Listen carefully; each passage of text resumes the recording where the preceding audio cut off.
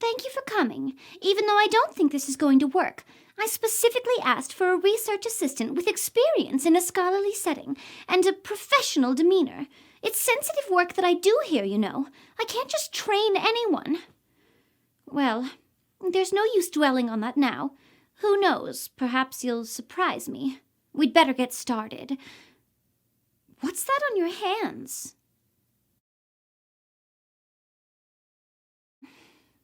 Just wash them, please. I don't want that getting on the books. Come back when you're clean and we'll begin your training. Hands?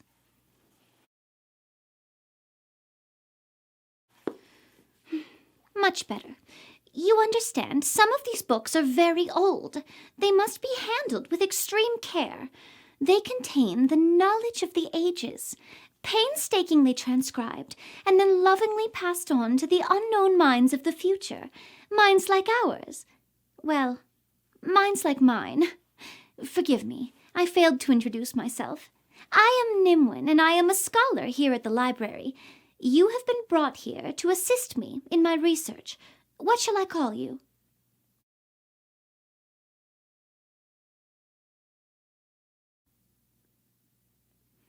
Very well. My work here is very important and also sensitive.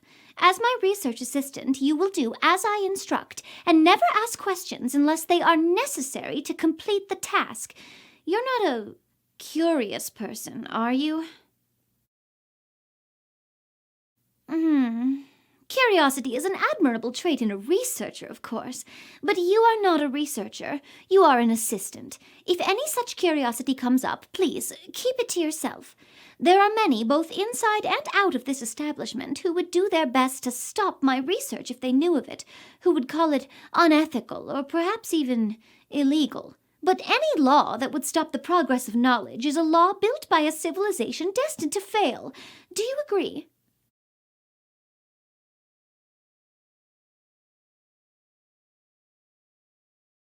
If anyone asks you to reveal my research here, you are bound to confidentiality. Do you understand?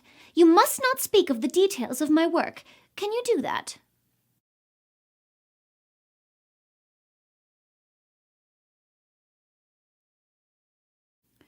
This, of course, is why I ask that you refrain from asking too many questions. The less you know, the less aid you will be to any hoping to stop me. Your main tasks here will be seeking out material on specific subjects and fields. Forgive me if this is a rude question, but you never know with adventurers. Do you know your letters, in order, so that you can find titles? They're organized by alphabet within each area.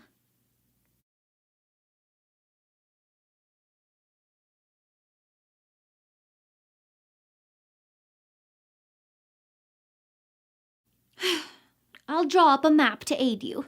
I'm sure you will grow used to it quickly once you begin work. What is your overall experience level with books and other scholarly writings?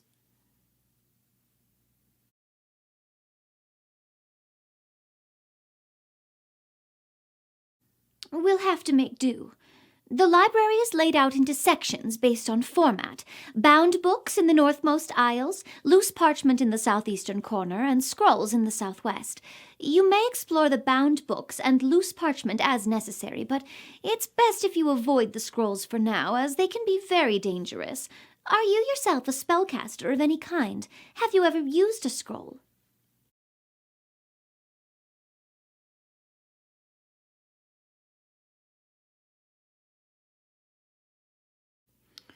They can be quite valuable. A scroll cannot simply be copied without the destruction of the original text. Instead, it can take a skilled magic user weeks and thousands of golden resources to create one, depending on the magnitude of the magic, of course. Perhaps after your first month, if you're very good, you can take home one of the simpler scrolls as a bonus. For yourself, for a companion, to sell, whatever you choose. What sort of spell would you pick?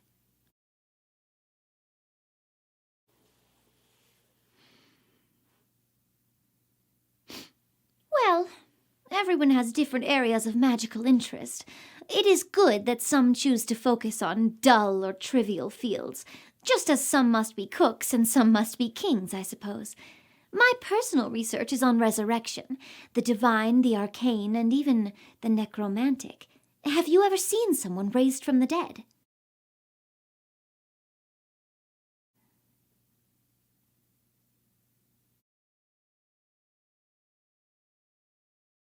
I've always wondered what it looks like. The process, the result. Are they pale afterwards? Can you see the magic on them or in them? Or do they appear as a normal living person again? Is their flesh cold to the touch? I hope it's not cold.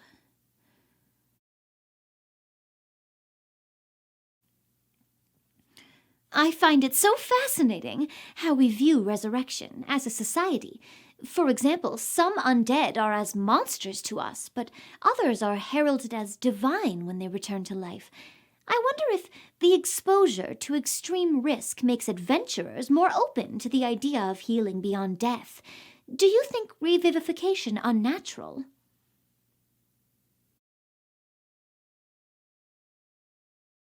I apologize. It's easy to get distracted while researching. Books are full of such fascinating stuff. Sometimes I just get lost in them, especially poetry. Do you enjoy poetry?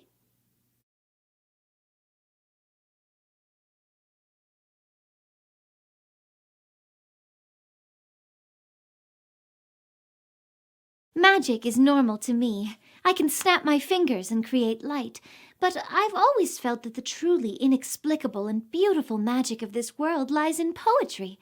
A window to another being's soul, a connection that bypasses time and distance.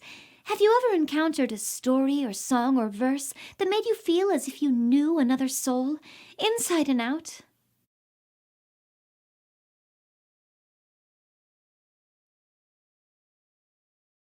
It would be nice, I think, to have your soul truly seen. If you were to write something to let someone in, what would you write?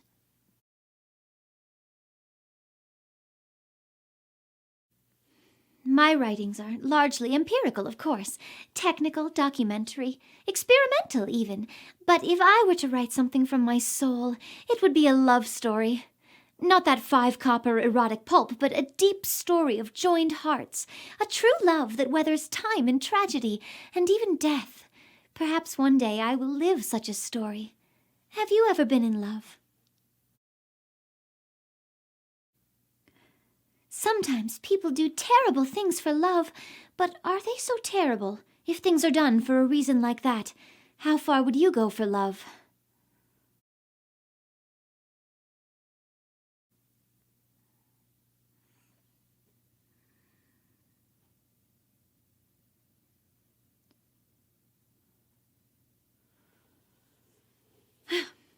That's enough of all that. It's time to get to work.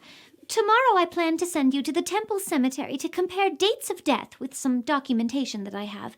Do you feel comfortable in such a place, surrounded by the dead, or does it frighten you?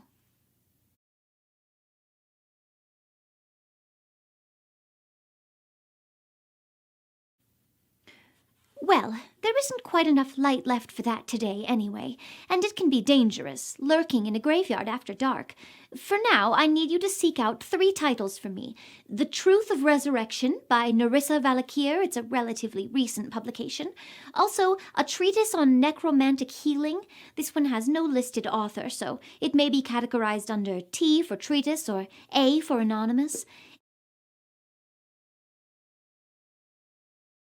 And finally, an unnamed tome bound in human flesh. You'll be able to locate it by the muffled screams it emits. Be sure not to open it, though. It becomes disruptive when unmuted. Bring those back to me at my desk.